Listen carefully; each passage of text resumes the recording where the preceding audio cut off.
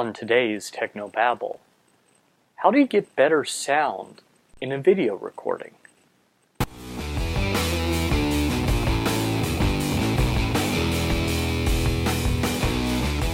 This is Tech No Babble, your weekly source for church video and graphics news, perspectives, tips, and tricks.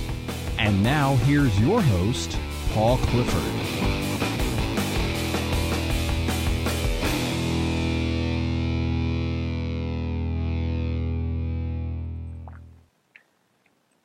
Hi, and welcome again to another episode of Technobabble. This is the show where every week I talk about using video and graphic design, mostly video recently, but I also delve into graphic design a bit in your church, in your ministry, etc. My name is Paul Allen Clifford, and I'd love for you to join the conversation. So head on over to trinitydigitalmedia.com/contact, and you can do it there. If you're watching the video on YouTube, which most of you are, quite frankly, or if you're watching it embedded from YouTube on trinitydigitalmedia.com, there's a comment section right below the video. Just leave it there. That's perfectly cool. If you'd like to get this content, either the videos or the audio, automatically, just while you're not even paying attention, and then you can watch it whenever, wherever, then feel free to subscribe. And you can do that at trinitydigitalmedia.com/subscribe or by clicking on the subscribe button in YouTube. Either way is perfectly cool with me. Although in YouTube there's an additional setting that maybe I'll make a video about sometime that you need to click on so that you hear about the videos as opposed to you have to go to YouTube and see what's available. Whatever works for you, quite frankly. So, I have gotten this question a couple of times, so instead of holding it off for tomorrow's show, which is the question and answer show, since it pertains directly to video and I get it a couple of times, I thought that I would share it here. So, video is something that is really, really, really effective if it has really, really, really, really, really good sound. A lot of people miss this. They'll just use the mic on their camera or just figure out, whatever they can, and that's really a huge mistake. I wish it wasn't, but the mics on most video cameras are atrocious. Maybe if you're really close, like say 2 feet less, maybe 3 feet. So for our international people, about a meter away, about that or closer, you might be okay. Might, but it's not great. So that's the first tip, is don't use the on-camera mic. If you can, a lot of cameras have the ability to add in an external mic. That's the way that you should go. If it's just one person on the screen, you could use a lavalier mic, like what I'm using. And by the way, any of the things that I use, you can head on over to trinitydigitalmedia.com/other-resources, other-resources, and that'll have a list of everything that I use with Amazon affiliate links that help out the show. They feed hungry children. Mine. They're very cute. One's an 8th grader and one's a 2nd grader. So anyway, you can use a lavalier mic if it's just one person talking. A head-worn microphone is fine as well. You could use a stick mic, the handheld ones that you think of. You could use a shotgun mic. Those are your primary types of microphones that work the best in video. And that's what you would probably want to do if you're just shooting one person, is use one of those microphones. A shotgun mic is very directional, so it rejects outside sound. It picks up very well right in front of it and somewhat well right behind it. So that's something that I would have you consider. A handheld mic is perfectly fine unless you're in a situation where you don't want the mic shown. Then a lavalier or a head-worn mic are better choices. You can even put a lavalier mic, if it's a teeny tiny one, in a person's hair and have it just poking out from the top of their hairline. Quick story, we were on vacation last week and we watched I Can Do Bad All By Myself, which is one of the Medea series, only this is a stage play. And people in my family said, "What's that thing in their hair?" That was their microphone. Unless there was a bald person, then they put it on the clothing, but they were trying to hide the microphones in the people's hairline so that it was kind of less obvious that that's what they were doing. So you could do that as well. Now, let's say you're at church, or you're in a corporate environment, or a big ministry event, something like that. Another way to do this is you can run the audio out of the soundboard into your camcorder or your DSLR, etc. The one thing that you should be cognizant of is that the amount of audio coming from a soundboard is going to be a lot more than what is coming from a microphone. Microphones have a very weak signal, and you use what's called a preamp to amplify it. You would think it would be an amplifier, but no, it's a microphone preamp. So, noticed I say "so" a lot. Got to work on that. You can use the audio from the board, so whatever good audio you have in the house, you can use on the board. But music, for example, is going to sound pretty horrible because when you mix audio in a room, you get the natural reverberations of the room. When you're recording it on a camcorder or any audio recording device for that matter, you will have a problem, and that problem is without the natural reverberations and ambience of the room, it sounds very dry and doesn't sound very good. So the first thing you can do is add in an ambient mic to add a little bit of that echo of the room back in a bit, and that's generally pretty helpful. Something else that you can do is you can also mix it independently.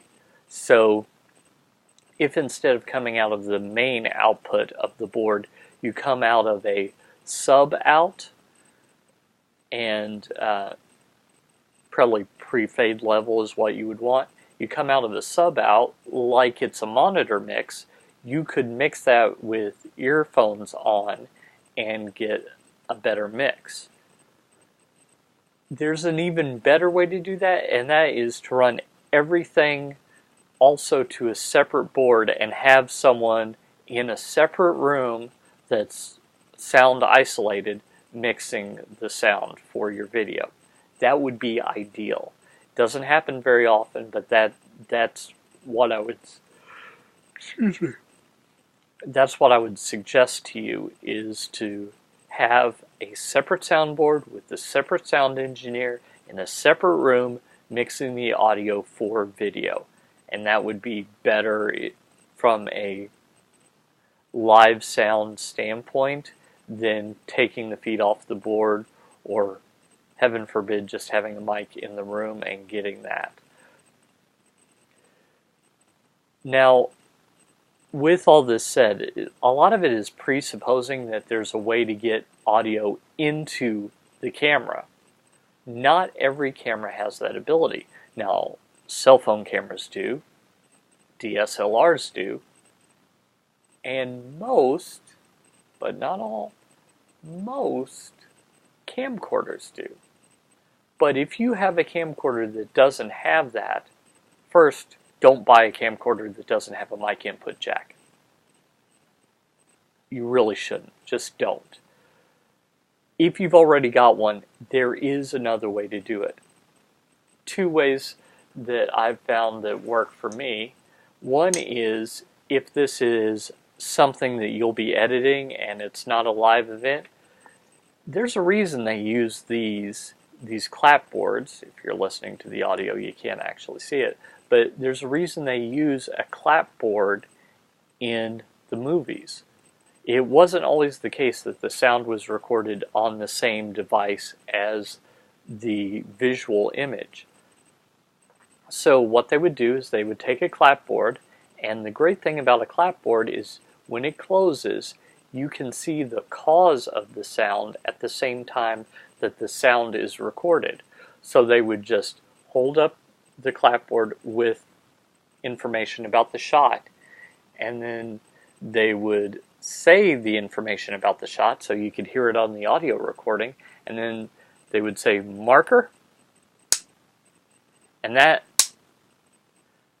would be a visual indication when the two tops of the clapboard came together, and an audio indication that you could line up in the editor. Now, by the way, this clapboard is a prop that is supposed to be used in a movie-themed party. It was about $6-8. So I've adapted it for my use, but that's something that you could use as a clapboard. Now, there is also software that can do this. Final Cut 10 has this built in, but even better software for it is something called plural eyes, like more than one, and the organs that see. Plural eyes. And plural eyes, what that will do is it will look at the waveforms and it will sync up audio whether you've got a clapboard or not. That's pretty cool. Oh, I should say, before we move on from the clapboard, that if you don't have a clapboard, you probably have something that you could substitute, and that is your hands. So as long as you can see on the camera when your hands come together, so doing it down below the camera shot, not so much helpful, but as long as you can see where that is, you can clap. And don't clap multiple times and don't immediately pop it out, but once, and then you can align the clap sound to the visual of the hands coming together, and that makes it very easy.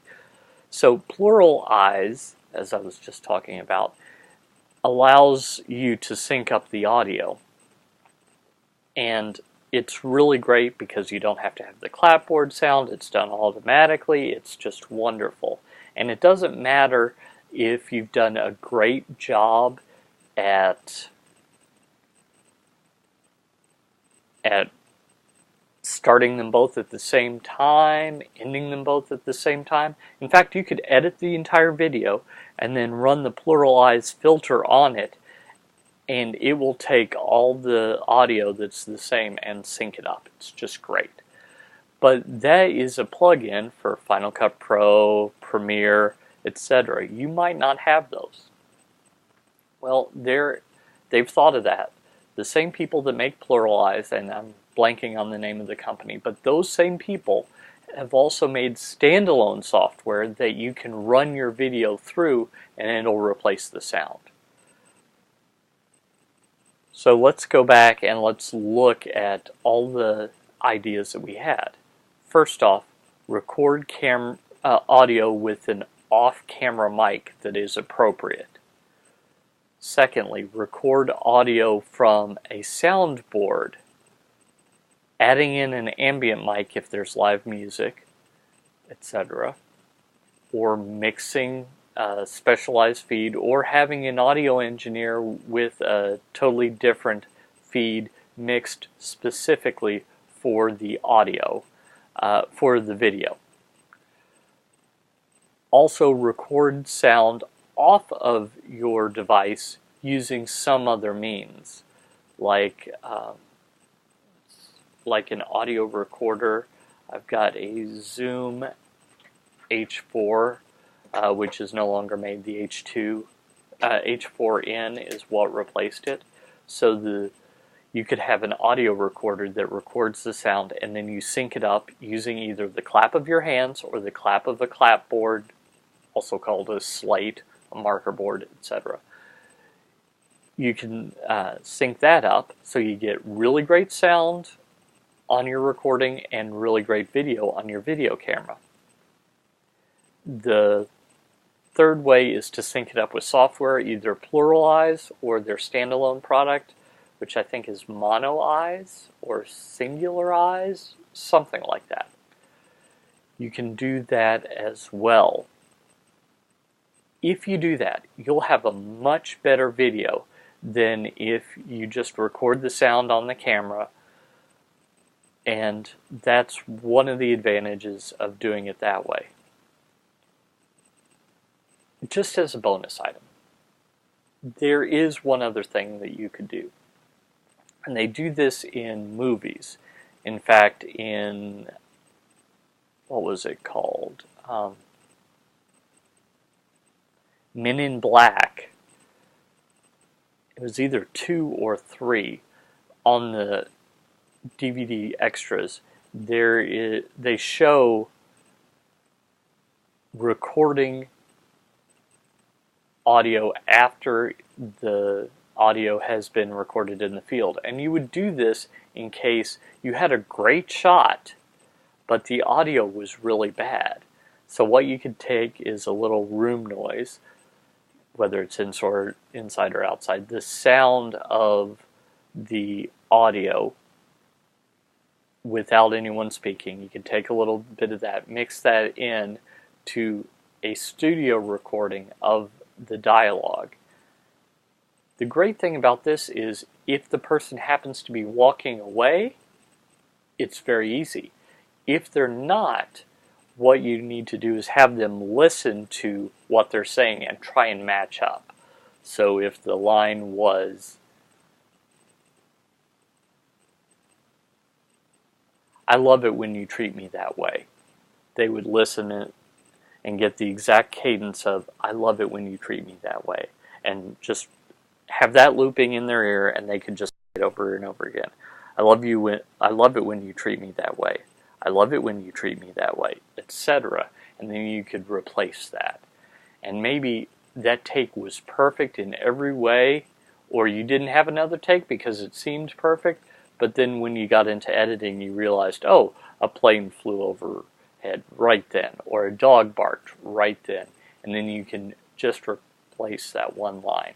That's an advanced technique that you wouldn't use very often, but it's something that I've seen used with great effect. There was also, I think it's called It Could Happen to You. It's a Nicolas Cage movie with Rosie Perez about a cop who buys a lottery ticket and shares it with his waitress instead of giving her a tip, and then he wins.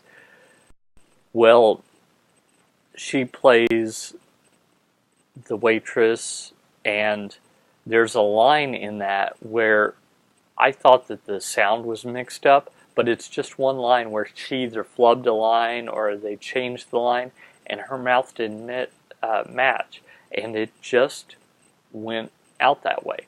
So sometimes if it's really quick, you can even cheat a little bit. I hope that helps you. I hope that your videos will be better as a result of doing this, and I hope that you'll use this technique to go out and change eternity. Until next time, this is Paul Allen Clifford. Don't forget to subscribe, don't forget to share the video, like the video, make comments, do all that stuff. Until next time, this is Paul Allen Clifford with TrinityDigitalMedia.com.